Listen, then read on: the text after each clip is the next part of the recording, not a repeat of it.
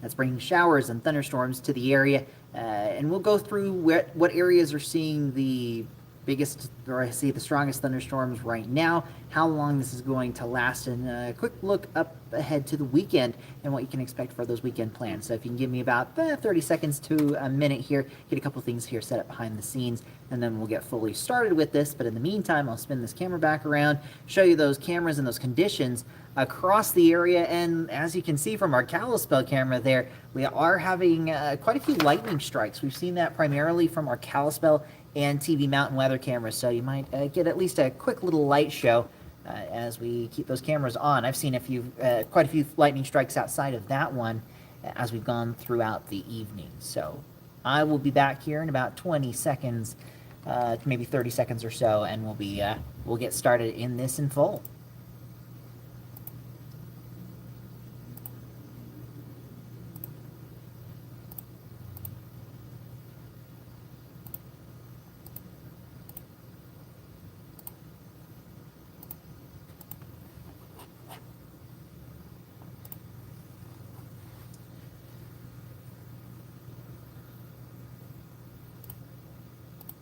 All right, I think everything's working here behind the scenes, which it is.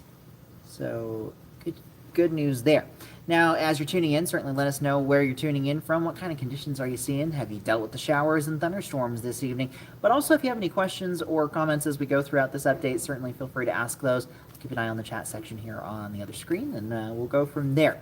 Now, again, as for what we're dealing with right now, showers and thunderstorms across the area. We've seen that all afternoon, and the driver for all of this has been the same one that has been with us really since the start of this week and even into last weekend there on Sunday. This trough of low pressure, which is quite large and extended across the western third of the United States. As I zoom a little bit further out, you can see how far this digs clear down into the Pacific west and south and west of California. So you see this big dip to the south and west.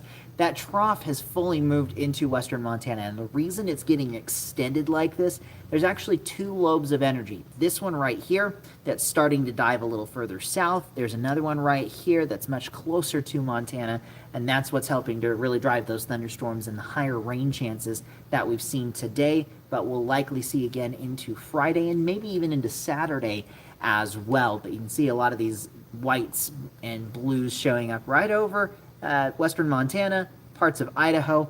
This is where we are seeing the greatest coverage of those showers and thunderstorms. Really back into Idaho at this point is where the strongest of these are at this time.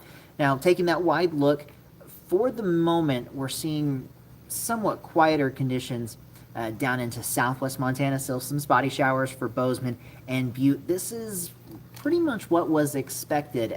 One thing that happens at night with these low pressure systems, they tend to drag a lot of their moisture back towards the center of the low pressure system. So earlier in the day, we were seeing more thunderstorms up towards Kalispell. We were seeing more of those into Butte and Bozeman. During the daytime heating, that instability, it allows the energy from the low pressure system itself to essentially expand outward. You get more of those thunderstorms on the periphery, and then at night, as that energy starts to wane in the atmosphere, it brings a lot of those thunderstorms, those clusters of showers, back closer to the center of low pressure, which is pretty much centered into right on the state line of western Montana and Idaho. So I am going to loop this over the last 3 hours, kind of give you a sense of the spin. You can see the spin right in here. And that low pressure, since this is the low pressure area, at least with this disturbance, is roughly actually back over into the Sapphire Mountains. It's a little further east, but you can see that spin, and that's been the case throughout the afternoon. Storms on the periphery now starting to come back in closer to the center, which again, roughly in this zone. But as I stop this, I'll zoom in a little bit closer. Again, still dealing with a few showers primarily on the south and northeast sides of Bozeman. We've had a couple of stronger thunderstorms in this zone from Three Forks back up to Toston, Townsend, down towards Logan. Really in this zone, we saw a few of those earlier on this afternoon. A couple lightning strikes close to Townsend at this time. Had a pretty decent cluster of storms on the west side of I-15, so just west of Dillon, that went clear up through areas near Anaconda, Deer Lodge, Garrison, and Drummond earlier on this afternoon. This is part of what's become this little cluster closer into Seeley Lake, and that was more associated with that low pressure center as it was lifting north. Now, where the heaviest of the activity is at this time is really on a line from, again, about Seeley Lake through Missoula and the Jocko Valley area, Arlee, back down into Idaho. And really, this is the cluster that's got the strongest intensity, from Grangeville back up to Kuski, and then all the way north, essentially just north of Highway 12 here, in that solid or semi-solid line of showers and thunderstorms, all the way back into areas just to the north of Lolo Pass, which is right in here, and south of Alberton and Tarkio. I do want to check one thing, see how this is trending.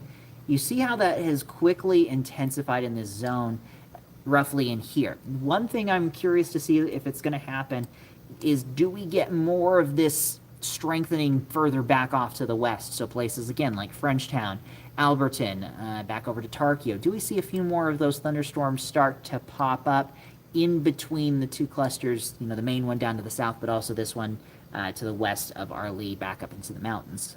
So something we'll keep a close eye on, but as you can see, there is a fair amount of lightning all throughout these clusters with the storms that are in the yellows, the oranges, the reds, the moderate to heavy rainfall that we're seeing.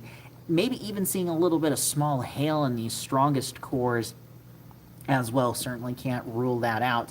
Unfortunately, I know here in Missoula, because of the showers, the storms, the lightning being the biggest concern, the Missoula Paddleheads playoff game against the Idaho Falls Chuckers has been suspended for tonight. It will pick up tomorrow at 7 o'clock. So game one, instead of being tonight, will actually be on Friday. Game two is now getting shifted back into Saturday, and game three will be back into Sunday as it's needed. So instead of it being a Thursday through Saturday series, it's going to turn into a Friday through Sunday series. So unfortunately, Mother Nature didn't feel like a baseball game tonight. So hopefully she's a little bit more conducive for that for tomorrow, but we're going to be still dealing with that chance for more showers and thunderstorms.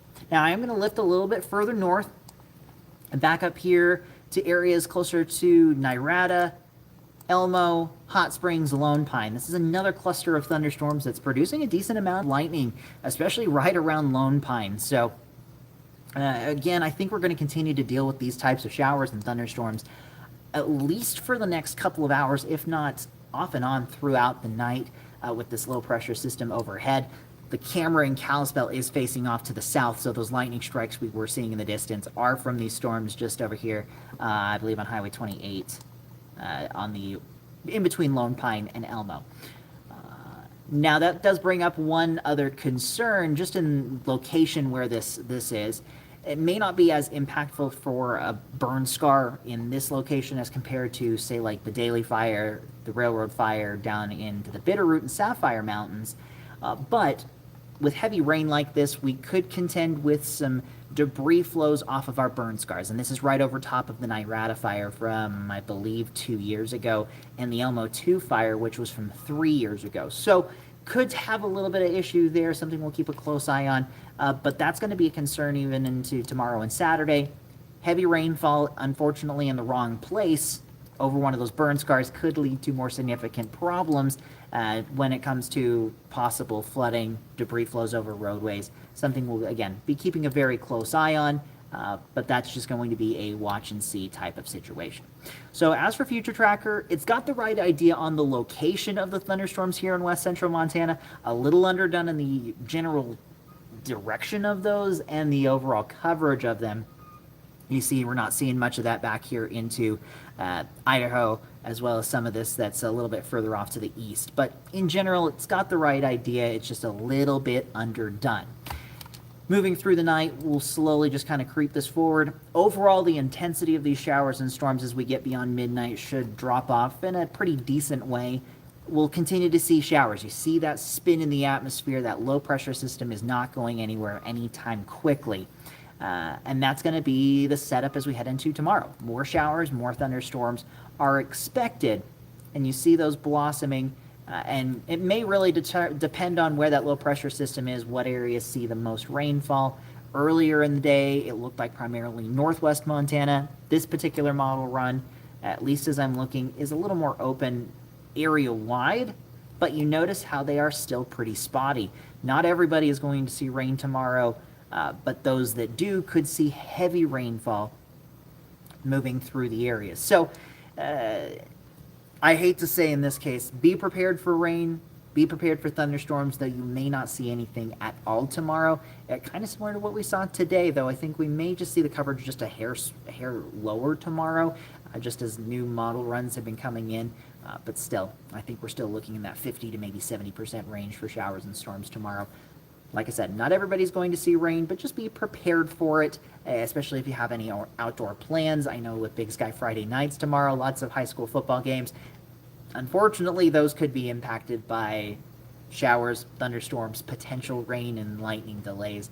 I hope we don't have to deal with that, but it is going to be a possibility with as everything's standing right now. So continuing on, we'll see that chance for showers and storms. Main impacts will be gusty winds, 30 to 50 miles per hour, frequent lightning, maybe even some small hail, and that threat of heavy rainfall that I mentioned before. As we get into Saturday morning, we pretty much quiet down once again. The low pressure system begins to push off to our east, but with as cool as this system is, at least in the upper levels, maybe towards the Beartooth and Absaroka Mountains, that's a little bit of snow showing up. So it wouldn't surprise me to see at least a little bit of light snow in those highest elevations when you get into those peaks, 10, 11,000 feet. Can't rule that out. As we get into Saturday afternoon, likely around lunchtime, we'll see that next round of showers and thunderstorms develop. I think for Saturday, we are trending more into west central and southwestern Montana as compared to northwest Montana. But there still will be some spotty showers and thunderstorms for the afternoon hours. This particular model is not showing quite the level of intensity as compared to further off into central and eastern Montana. Just be prepared for very similar impacts to the storm as comparison to the storms we've seen today, as well as the ones we could see again tomorrow. So really it's a rinse and repeat for Friday and Saturday as compared to what we have seen this afternoon. Overall, into Sunday morning, we start to quiet down, but by the afternoon, here we go again. More showers and thunderstorms develop, and this is all going to be on the front side of our next storm system. But before I get into that, one thing before I forget, with areas that have seen a decent amount of rainfall tonight, we could see some patchy fog develop, especially valley locations. So places like Missoula, where we have seen a decent amount of rainfall this evening, some patchy fog for tomorrow morning can't be ruled out. Places like the Mission, Bitterroot valleys, similar type of story. And even into southwest Montana, we could be dealing with some fog issues for tomorrow. So as you're heading out and about, just be prepared. You may see some brief reduction in visibility just due to the amount of moisture on the ground and those cooler temperatures that we are expecting. Now, like I said, rain chances anywhere from about 50 to 70% for Friday. Those drop down, especially into northwest Montana for Saturday. I think we're probably still in that 20 to 40% range area wide. Sunday, maybe more in that 10 to 20%. Late Sunday into Monday, our next storm system starts to roll in from the west. It's going to be another low pressure system. So late Sunday, Monday, Tuesday, that's going to be storm system number 2. So storm 1, or at least the backside of storm 1 that we're in right now, and then storm number 2.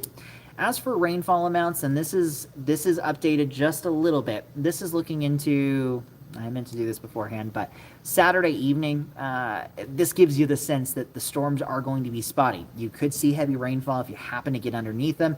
Could pick up anywhere from 1/10 to 1/2 inch very quickly. But in some other areas, you may not see anything. You may get less than 0.05 of an inch. You may see just a few sprinkles. So wished I could be a little bit more specific with who's going to see the heaviest rain. Everybody has pretty equal chances, I think, at this point to get some wetting rains over 1/10 of an inch, but you also have that same equal opportunity to get less than that, if anything at all. So that's the problem with these low pressure systems that are like this, where a lot of the energy is spread out and dispersed, like how it's extended all the way from Montana all the way down into California. It makes it tricky for those forecasts to be like, this specific area has the best chance for showers and storms. Just one of those little quirks of Mother Nature, and especially as you get into these, I'd say this is more of an early fall type storm system. They can be a little bit difficult to forecast. No two ways around it. Now, looking ahead to that next storm system, I'm going to speed this up. As we get into Sunday, overall, we're dry. We're seeing a few showers and storms pop up. This is looking into the afternoon. We're now into the evening, and you see this. This is going to be the front edge of that next storm system, and that's going to bring, as it stands right now, primarily showers, maybe some thunderstorms, Sunday night into Monday across northwest and west central Montana before we see the redevelopment of some afternoon showers and storms area-wide. Much like we've seen, we get the instability, we get a little bit of heating. It makes those storms a little easier to produce. That starts to move out early on or late on Monday into early Tuesday. Still looking at the chance for redeveloping showers and storms into Tuesday afternoon, but right now it does seem like as we get into Wednesday and Thursday, we start to shift that pattern back to what we have seen recently, though it doesn't look like it's going to be extremely hot or anything like that. We're going to still be looking at temperatures a few degrees above average through this whole period, though as we get into early next week with that second push, we could see temperatures down into the 60s, places like Butte and Bozeman, but then we start to warm back up into the 70s by the time we get into the middle and latter parts of next week. So in general, key takeaways, this is going to be this is the wrap up for this update. So if you have any last minute questions, feel free to ask those. Showers and thunderstorms continuing tonight, though, on a diminishing trend, especially as we get beyond midnight. We're not completely getting rid of them. There will still be some showers in the morning, but not the intensity that we have seen with some of those this afternoon. Then for Friday and Saturday afternoons, rinse, repeat. We're seeing those showers and thunderstorms develop in the warmth of the afternoon. Temperatures anywhere from about 2 to 8 degrees above average across the entirety of the area. So with that, I think I'm going to wrap it up. As for tonight, tune into our live broadcast at 10 o'clock. Tomorrow morning, NBC Montana Today with Jason Hurst, Chief Meteorologist Brooke Foster from 5 to 7 a.m.